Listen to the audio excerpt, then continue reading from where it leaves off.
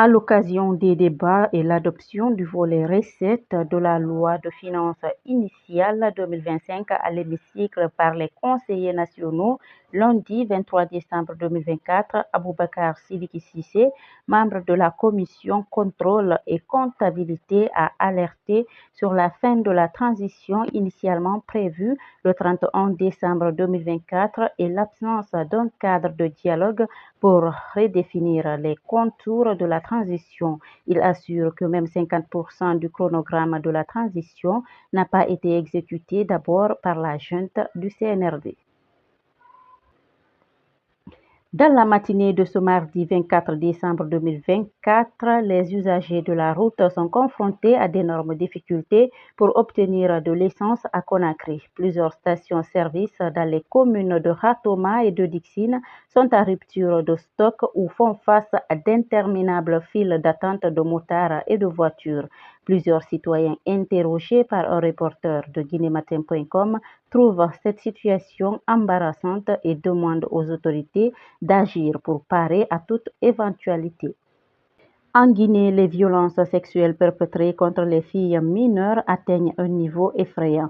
Les récentes affaires de viol suivies de meurtres de jeunes écolières Mawa Camara, 6 ans, et Aïcha Ba, 8 ans, à Dubreka, ont révolté les consciences. Alors que les cœurs ne se sont pas encore remis de la tragédie d'Aïssatou Tambassa, victime d'un crime similaire il y a un an, les statistiques viennent rappeler l'ampleur de la catastrophe.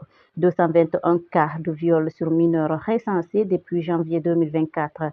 Ces chiffres sont rendus publics ce mardi 24 décembre 2024 par un collectif d'organisations de défense des droits de l'homme. Un incendie d'origine mystérieuse a consumé près de 40 cases du samedi 21 au dimanche 22 décembre 2024 à Quintignan, au secteur Nabunkoura, dans la préfecture de Sigiri. Aucun cas de mort n'a été signalé, mais les dégâts matériels sont considérables.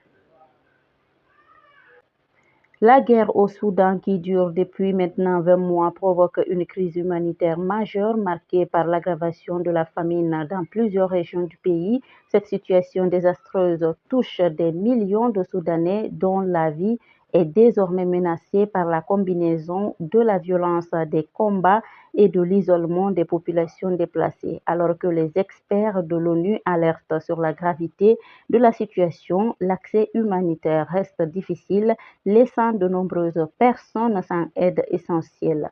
La guerre qui ravage le Soudan depuis avril 2023 a non seulement causé des milliers de morts, mais a aussi plongé le pays dans une grave crise alimentaire.